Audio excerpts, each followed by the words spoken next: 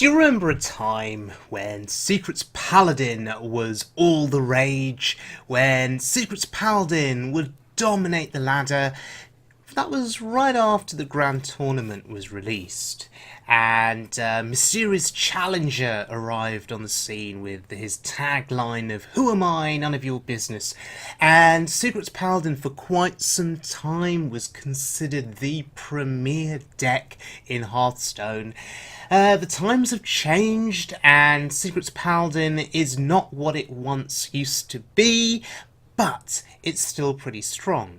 Now, last season I showcased a Secrets Paladin deck on my channel. You know, it was a popular video with, a few people commenting on it.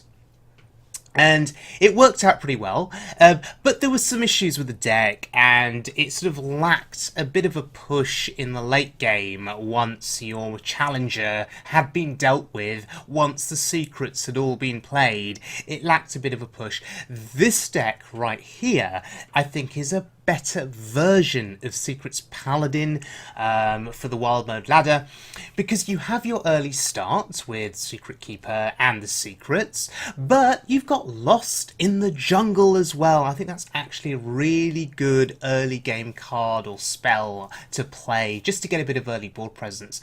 As you go through the mid game, cards like Blessing of Kings, Piloted Shredder become very, very useful.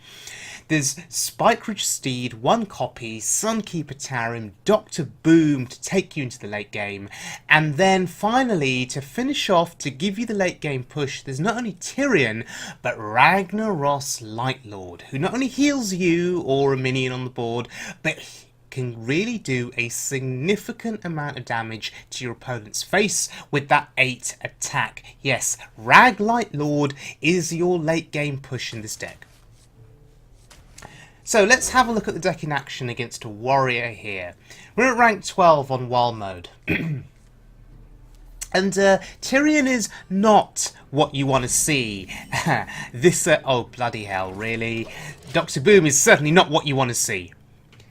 So Tyrion and Boom are both in the hand, and do you know, that is just a recipe for disaster. You sort of look at that and you're thinking, okay, please play a pirate. Just play a pirate so you can get value from your crawler there. The fact that we've not seen anything played, as my opponent's name suggests, yeah, silence. All we're seeing is silence here.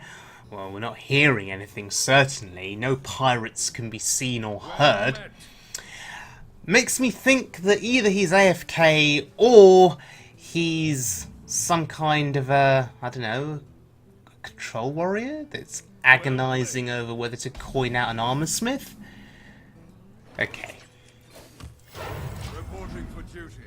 So, we don't know what kind of a warrior this is. I'm keeping the crawler because if it's a pirate warrior, we need to use the crab to kill the pirate.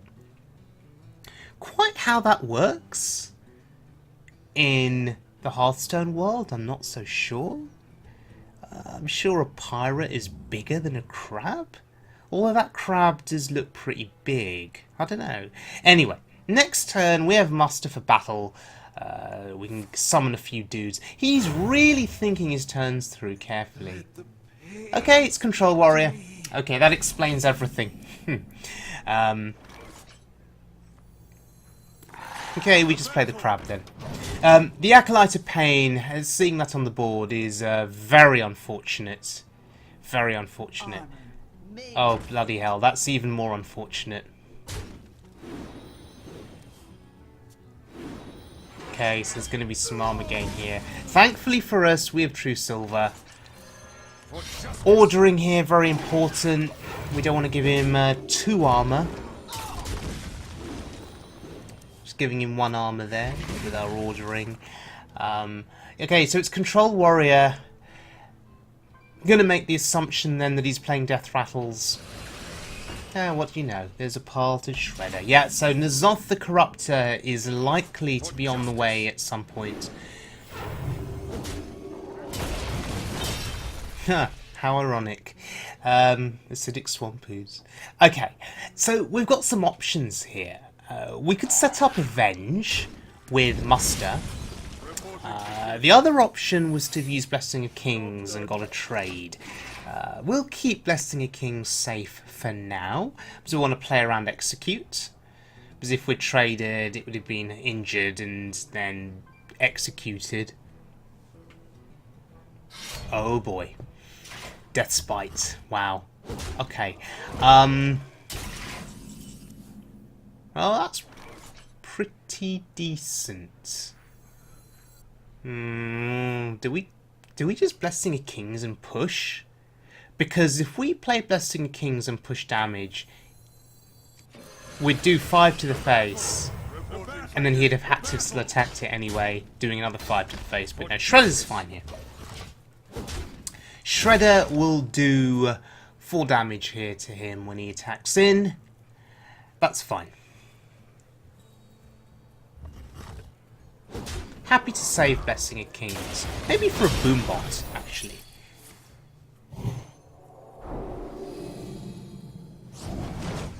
Yeah, interesting. Okay, well, now could be the time for Blessing of Kings. That Weblord making things a bit awkward here. We can't play Dr. Boom.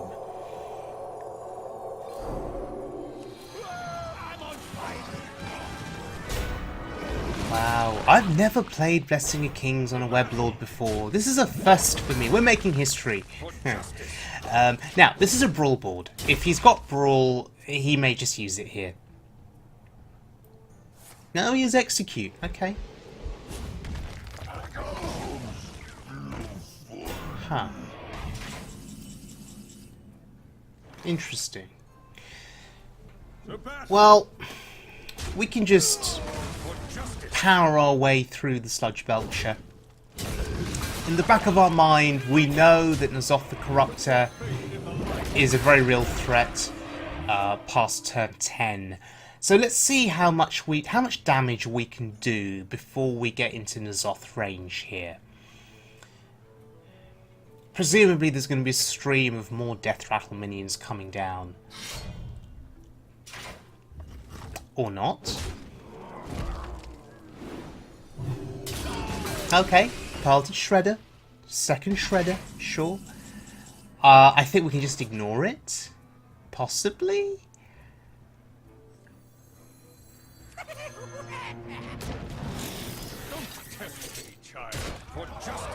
This is fine. We just ignore it and we go face. So, once Tyrion dies, and Tyrion has to die here for him to make any progress in the game. Oh, there's the Brawl, sure. We get the Ashbringer, which is why Tyrion is so good.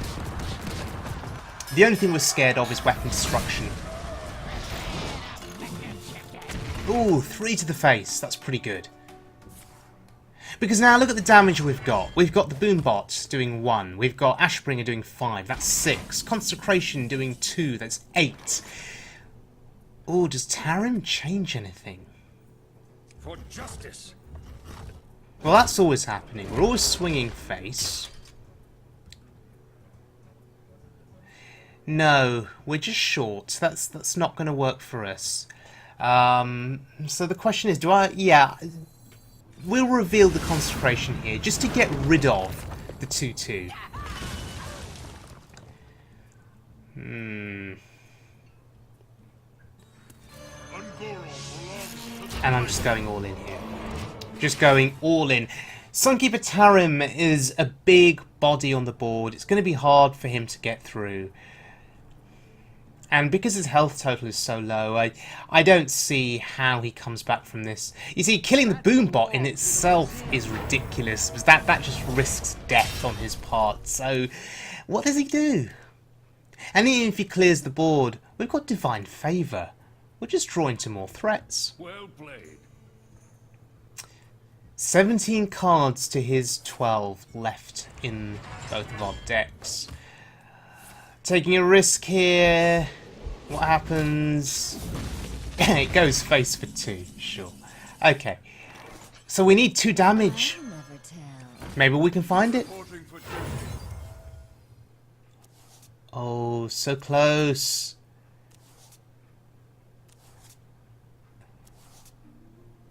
Oh, so close with Spike Ridge Steed, just short on the mana though. Eye for an eye? Or revenge? We take Avenge. Eye for an Eye isn't going to do anything for a while, because presumably he's just going to spend his turns clearing my board, not attacking face, presumably. But look, he's at 2 health. What is he going to do? Even if this board gets revenged away, we've still got Mysterious Challenger, we have Ragnaros Lightlord, we have Spike Ridge Steed, we have ways of pushing. How many brawls does he use? I think he just used 1 brawl, right? So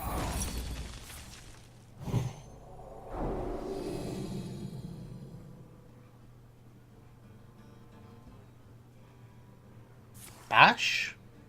Okay. Doesn't help too much.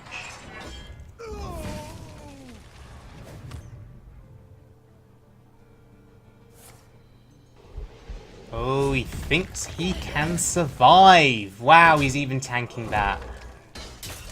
Which is the right play. He's at 4. He's thinking, what's the Paladin gonna do? A Murloc riding a Stegodon. That's what we're gonna do. Spike Ridge Steed wins us the game there against the Control Warrior. Feels good. Okay. So, the Secrets Paladin deck, I think it's better than the deck that I showcased last season. It's a deck that can be defensive because you've got weapons. You know, you've True Silver Champion to clear minions. Even the weapon from Muster for Battle can be really good against aggro classes. So there's defensive tools in the deck. Noble Sacrifice is really good against pirate decks or aggro decks, particularly against Fiery War Axe. If you can get Secret Keeper into Noble Sacrifice and they War Axe, and then you know it just eats up weapon charges. That's the best use of Noble Sacrifice. And the deck, of course, can push aggression. If you can get a board of 1/1s down, there's Sunkeeper Tarim. Those 1/1s become 3/3s and they go face. Blessing of Kings on a 1/1, surprisingly, is very, very good. And let's not forget Dr. Seven himself, Dr. Boom, who can be just a massive difference maker on turn 7. But even if that fails, there's Ragnaros Lightlord and Tyrion to finish out your game. So multiple threats in this deck with big minions, but then also Secret Keeper, Secret Synergy as well. So different ways of threatening your opponent. Right, I hope you enjoyed the video, everyone. If you did, please subscribe, and I'll see you all again very soon.